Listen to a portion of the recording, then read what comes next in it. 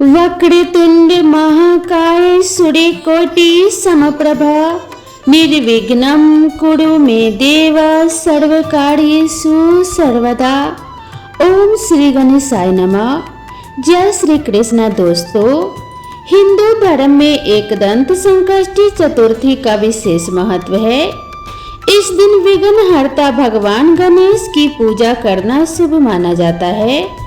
सभी लोगों के संकटों और दुखों को हरने वाला संकष्टी चतुर्थी हर महीने के कृष्ण पक्ष की चतुर्थी तिथि को मनाई जाती है। हर महीने में 2 बार चतुर्थी तिथि आती है, एक कृष्ण पक्ष में और दूसरी शुक्ल पक्ष में। इस दिन गणेश भगवान की पूजा होती है। कृष्ण पक्ष की चतुर्थी तिथि को रखा जाने वाला संकष्टी चतुर्थी का व्रत महिलाओं के लिए बेहद खास होता है, क्योंकि ये व्रत माताएं अपनी संतान की लंबी आयु और सुखी जीवन की कामना से रखती हैं। पूरा दिन व्रत रखकर रात में चंद्रमा को अर्घ्य देकर व्रत खोला जाता है। संतान की लंबी उम्र सौभाग्य में वृद्धि के लिए यह व्रत बहुत ही महत्वपूर्ण होता है। संकष्टी चतुर्थी के दिन शाम को पूजा करने के साथ ही जो भी भक्त सच्चे मन से भगवान श्री गणेश और सकट माता की कथा को सुनते या पढ़ते हैं, भगवान श्री गणेश और सकट माता सदा उनकी और उनके परिवार जनों की रक्षा करती हैं। संकष्टी चतुर्थी के दिन सबसे पहले भगवान श्री गणेश जी की और मां सकट की पूजा की जाती है। फिर सकट माता की व्रत कथा सुनी जाती है और उसके बाद भगवान श्री गणेश की कथा सुनी जाती है। इसके बाद व्रत पूर्ण हो जाता है। आइए सबसे पहले सुनते हैं सकट माता की कथा, फिर आप सुनेंगे भगवान श्री गणेश जी की कथा। पौराणिक कथा के अनुसार एक बार एक बूढ़ी अम्मा का एक बेटा था। बूढ़ी अम्मा अपने बेटे से बहुत प्यार करती थी और उसके लिए 12 महीने की चौथ के व्रत भी किया करती थी। बूढ़ी अम्मा का बेटा हमेशा जंगल से लकड़ियां काट कर लाता और फिर दोनों माँ बेटे मिलकर बाजार में लकड़ियां बेचकर अपना गुजारा किया करते थे। बूढ़ी अम्मा रोजाना लकड़ियों में से कुछ लकड़ियां अलग रख देती और चौथ के दिन बेटे से छुपकर उन्हें बेचकर घर में सामान लाती और 5 चूरमे के लड्डू बनाती थी। एक लड्डू अपने बेटे को खिलाती और एक लड्डू खुद खाती थी। एक बार चौथ का ही दिन था। बूढ़ी अम्मा का बेटा अपनी पड़ोसन के घर गया। उसने देखा पड़ोसन ने चूरमा बनाकर रखा था। उसने पड़ोसन से पूछा, आज क्या त्योहार है जो आपने चूरमा बनाया है? पड़ोसन कहने लगी, मैंने तो आज ही बनाया है, लेकिन आपकी माँ तो हर चौथ के दिन ही चूरमा बनाती है, आपको खाने के लिए नहीं देती है क्या? तो बेटे ने कहा कि हाँ देती तो है। फिर पड़ोसन ने बूढ़ी अम्मा के बेटे से कहा कि तुम जो लकड़ियाँ काट कर लाते हो उनमें से कुछ लकड़ियाँ तुम्हारी माँ छुपाकर बेच देती है और फिर छुपाकर बेची गई लकड़ियों से मिलने वाले पैसे से वह चूरमा बनाती है। बेटे ने पड़ोसन से जब यह बात सुनी तो तुरंत अपनी माँ के पास गया और माँ से कहने लगा, माँ, मैं इतनी मेहनत से लकड़ियाँ लेकर आता हूँ और तुम चूरमा बनाकर खुद अकेले ही खा जाती हो। आज से या तो तुम मुझे छोड़ दो या फिर चौथ माता के व्रत को छोड़ दो। बेटे की बात सुनकर माँ कहने लगी, बेटा, मैं तो यह व्रत तुम्हारे लिए ही करती हूँ। मैं तुम्हें छोड़ सकती हूँ, लेकिन चौथ माता का व्रत नहीं छोड़ सकती। यह बात सुनकर बेटा नाराज हो गया। नाराज होकर घर छोड़कर जाने लगा। तब माँ कहने लगी, बेटा, तू जा रहा है तो जा, लेकिन यह कुछ अनाज है जिससे मैंने चौथ माता की कहानी सुनी है, यह लेकर जा और जब भी संकट आए तो चौथ माता का नाम लेकर कुछ दाने वहाँ पर डाल देना। बेटे ने इस बात पर विश्वास नहीं किया, लेकिन फिर भी उसने अनाज के दाने रख लिए और घर से चल पड़ा। वह घर से थोड़ी ही दूर पर गया था कि उसने देखा कि रास्ते में खून की नदी बह रही थी और कहीं से भी रास्ता नजर नहीं आ रहा था। उसने चौथ माता का नाम लिया और थोड़े से अनाज के दाने वहाँ पर डाल दिए और कहने लगा कि हे चौथ माता, अगर आप सच्ची हैं तो यहाँ पर मेरे लिए रास्ता बना दो। ऐसा कहते ही नदी सूख गई और वहाँ पर रास्ता हो गया।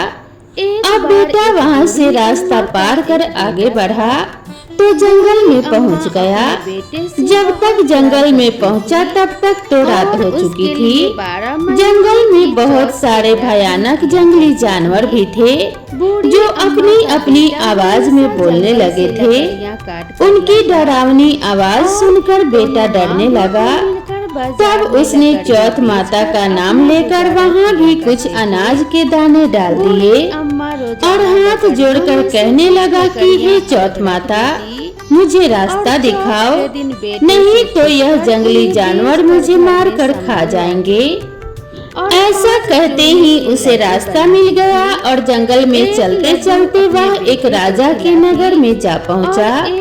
वहाँ का राजा हर महीने एक आदमी की बलि देता था। जब वह एक बूढ़ी अम्मा के घर गया तो देखा कि बूढ़ी अम्मा पूरी बनाए जा रही थी और रोई जा रही थी। तब वह पूछने लगा कि हे बूढ़ी माई, रो क्यों रही हो? तब बूढ़ी माई कहने लगी, बेटा, मेरा एक ही बेटा है और आज उसे राजा के पास बलि देने के लिए जाना ही पड़ेगा और यह पूरी पकवान मैं अपने बेटे के लिए ही बना रही हूँ। तो लड़का कहने लगा, माँ जी, आप यह पूरियाँ मुझे दे दो, मैं आपके बेटे के बदले राजा के यहाँ बलि देने चला जाऊंगा। बूढ़ी अम्मा ने प्रसन्न होकर पूरियाँ उसे दे दी। रात को सोते समय उसने अम्मा से कहा, माँ जी, जब भी राजा का बुलावा आए तो आप मुझे बता देना। और आधी रात को जैसा कि बूढ़ी अम्मा ने सोचा था, राजा का बुलावा आ गया। तब बूढ़ी अम्मा सोचने लगी, पराए बेटे को मैं बलि चढ़ाने के लिए कैसे भेज सकती हूँ। इतने में ही बेटा खुद ही उठ गया और बूढ़ी अम्मा को कहने लगा, माँ जी, मेरा थैला और मेरी लाठी दे दो।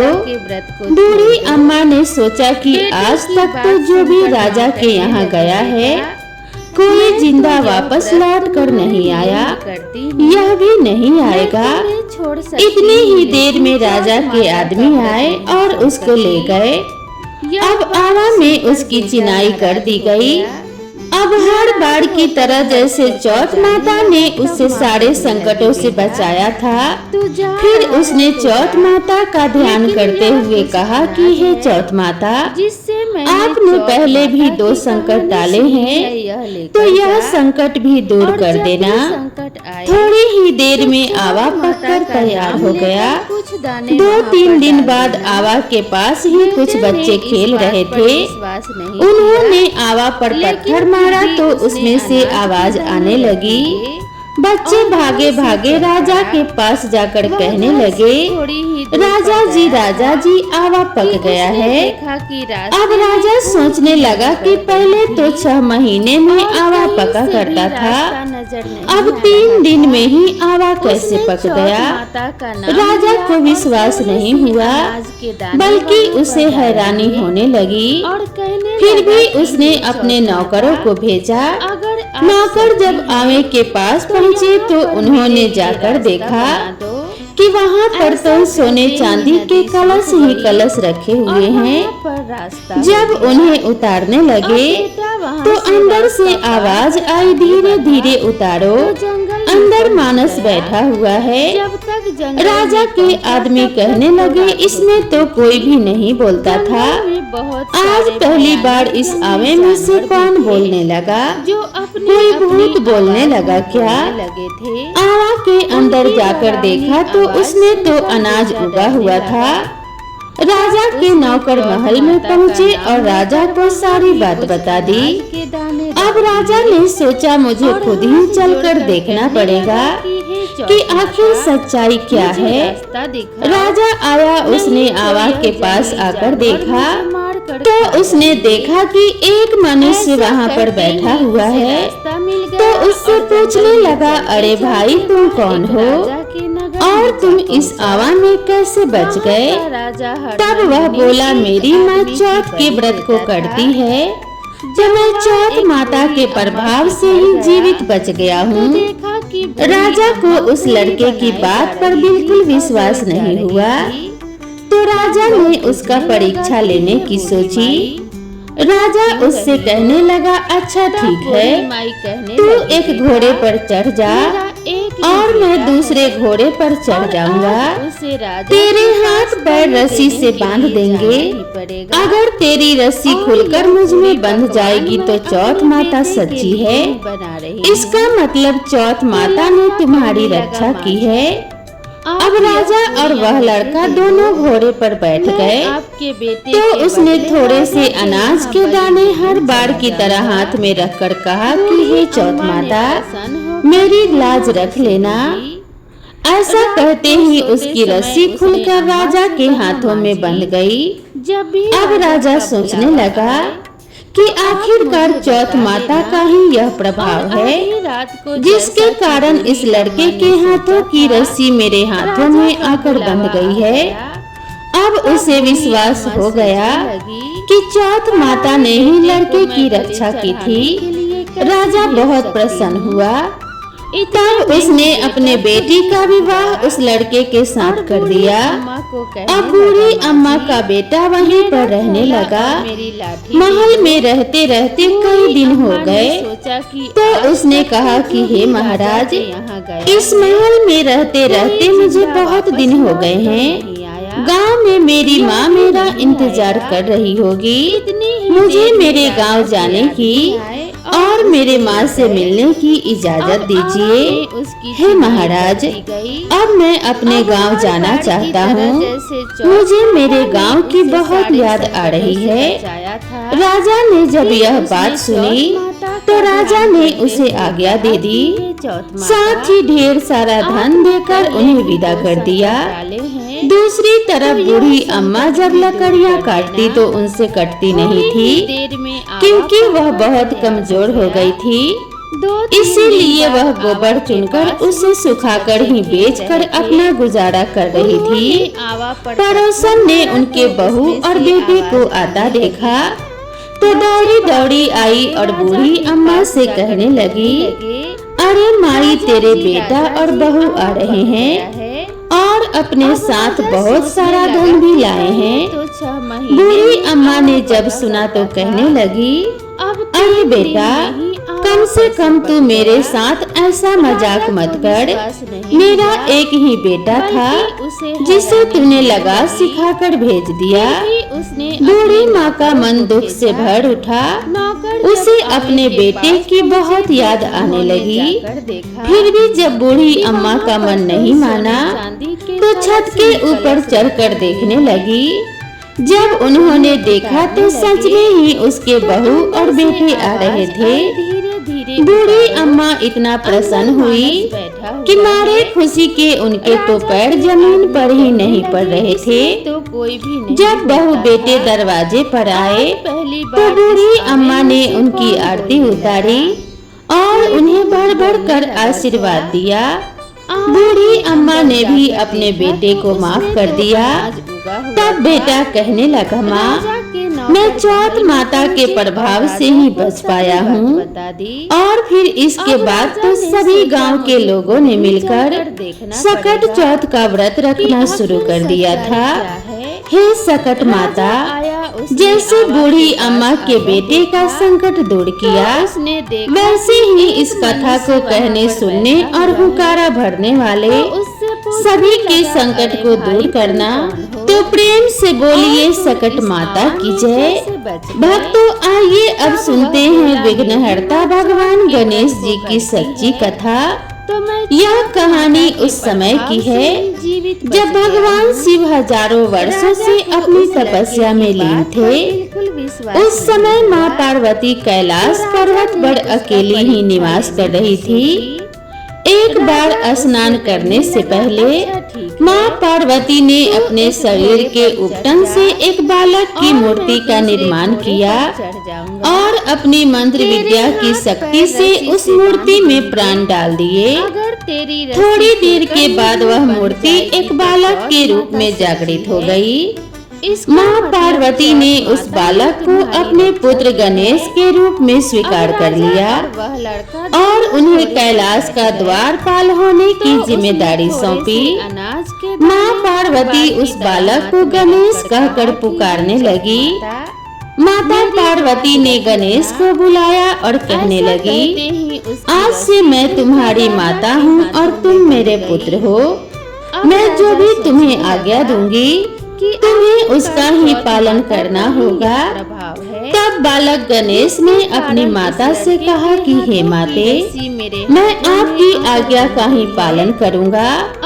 फिर एक बार की बात है, माता पार्वती स्नान करने के लिए स्नानागार में गई और श्री गणेश को दरबार पर खड़ा करके कहने लगी कि पुत्र, किसी को भी अंदर आने मत देना, मैं स्नान करने जा रही हूँ। तब श्री गणेश जी कहने लगे कि हे माते, आपकी आज्ञा का पालन होगा। ऐसा कहकर माता पार्वती तो स्नान करने के लिए अंदर प्रवेश कर गयी। कुछ ही समय बाद वहाँ पर भोलेनाथ भी चले आए और जैसे ही वह द्वार से अंदर जाने की कोशिश करने लगे, तभी बालक गणेश ने उन्हें द्वार पर ही रोक लिया और कहने लगे, आप अंदर नहीं जा सकते, अभी मेरी माता स्नान कर रही है, इसीलिए इस समय मैं आपको अंदर नहीं जाने दूंगा। यह बात सुनकर भगवान भोलेनाथ बहुत क्रोधित हो गए और कहने लगे, अरे मूर्ख बालक, हमारे रास्ते से हट जाओ। भोलेनाथ को पता नहीं था कि द्वार पर खड़ा यह बालक स्वयं उनका ही पुत्र है, किंतु बालक गणेश को तो अपनी माता की आज्ञा का ही पालन करना था। उनके लिए अपनी माता की आज्ञा ही सर्वोपरि थी। तब उन्होंने भोलेनाथ को मना कर दिया। बालक गणेश की बातें सुनकर भोलेनाथ को बहुत क्रोध आया। उन्होंने नंदी और अन्य गणों से कहा कि वह इस बालक को समझाए। थोड़ी ही देर में नंदी और अन्य गण आते हैं और उन्होंने गणेश जी को समझाने का बहुत प्रयास किया कि हे बालक, यहाँ से हट जाओ। इस समय भगवान शंकर बहुत क्रोधित हो उठे हैं। उनके क्रोध से तुम भस्म हो सकते हो, लेकिन वह बालक था कि वहाँ से हटने का नाम ही नहीं ले रहा था। डटकर द्वार पर खड़ा हो गया और कहने लगा, अगर आप में से किसी ने भी अंदर आने की कोशिश की तो मैं उसे दंड दूंगा। यह बात सुनकर नंदीगण क्रोधित हो गए और वे भगवान श्री गणेश से युद्ध करने के लिए तैयार हो गए, लेकिन श्री गणेश जी तो उन पर भी प्रहार करने लगे, जिस कारण बड़ी मुश्किल से जान बचाकर नंदी और अन्य गण वहाँ से भागे और इस प्रकार सभी को पीटकर बालक गणेश जी ने वहाँ से भगा दिया। अब भगवान शिव से रुका नहीं गया, उनके तो सबर का बांध टूट गया। वह खुद त्रिशूल लेकर स्नानागार की ओर चल पड़े। वहाँ पहुंचकर बालक गणेश को ललकारने लगे कि हे मूर्ख बालक, तुमने मुझे और मेरे नंदी गणों को परेशान किया है, तुम्हें इस बात का दंड अवश्य मिलेगा। यह बात कहकर भोलेनाथ अपने त्रिशूल से बालक गणेश पर प्रहार कर देते हैं। एक ही क्षण में बालक गणेश का शीश धड़ से अलग कर देते हैं।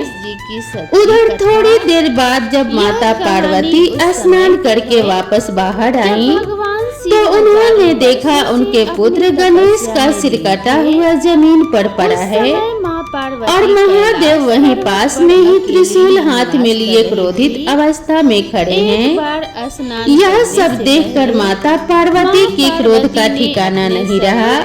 दुख और क्रोध के मारे उन्होंने काली का रूप धारण कर लिया, जिससे तीनों लोकों में हाहाकार मच उठा। ब्रह्मा, विष्णु और महेश सहित सभी देवतागण माँ पार्वती के इस भयानक रूप से भयभीत हो उठे और वे सभी उन्हें मनाने का प्रयास करने लगे।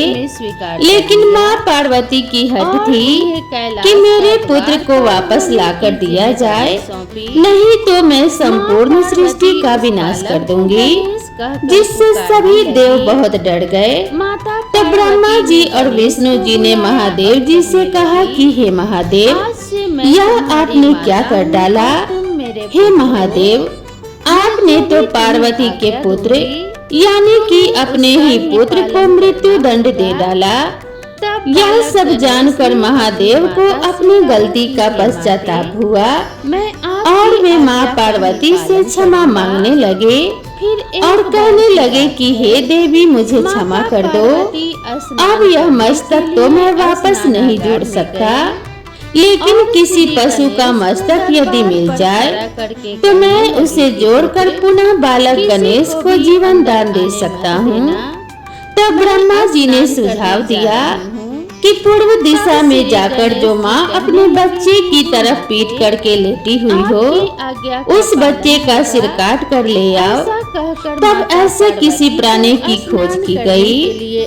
रास्ते में सबसे पहले एक नन्हा हाथी दिखाई दिया, जिसकी माँ उसकी तरफ पीठ करके लेटी हुई थी। तब नन्हे हाथी का सिर काट कर भगवान गणेश के शरीर पर लगाया गया। भगवान शिव की कृपा से बालक गणेश पुनः जीवित हो उठे। तब माता पार्वती और अन्य सभी देवताओं और ब्रह्मा, विष्णु, महेश सहित सभी बालक गणेश को आशीर्वाद प्रदान करते हैं, उन्हें अनेक प्रकार की शक्तियां प्रदान करते हैं। इस प्रकार भगवान गणेश जी का जन्म और उनके सिर पर गज का मस्तक विराजमान हुआ। इस तरह माता पार्वती के पुत्र पर आया संकट दूर हो गया और उनके पुत्र की रक्षा हो पाई। बोलिए गणेश भगवान की जय। जय गणेश, जय गणेश, जय गणेश देवा, माता जाकी पार्वती पिता महादेवा। जय गणेश, जय गणेश, जय गणेश देवा, माता जाकी पार्वती पिता महादेवा। जय श्री गणेशाय नमः। दोस्तों, आप सभी को यह वीडियो पसंद आई हो तो वीडियो को एक लाइक जरूर करें और इसी तरह के नए वीडियो के लिए मेरे चैनल से जुड़े रहें। तो मिलते हैं इसी तरह की नई कथा और नई कहानी के साथ। तब तक के लिए राधे राधे।